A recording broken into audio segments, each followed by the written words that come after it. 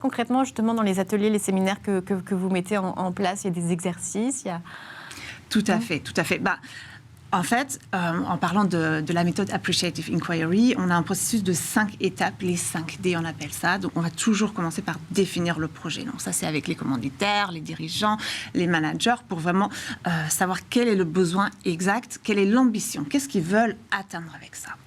Et une fois qu'on a bien cadré ça, on va travailler avec les équipes, avec une phase de découverte. On commence, c'est des interviews, c'est là que les gens se parlent, c'est là qu'il se passe quelque chose entre les gens quand ils se parlent de manière orientée, avec des questions bien précises qui vont aider à répondre aux besoins. On va rentrer après dans la phase qu'on appelle le dream, donc vraiment le rêve. Avec tout ce qu'on a là, avec toutes les forces, les ressources que nous avons dans nos équipes, qu'est-ce qu'on peut faire, vers quoi on pourrait tendre. Donc ça, c'est vraiment, on voit grand à ce moment-là.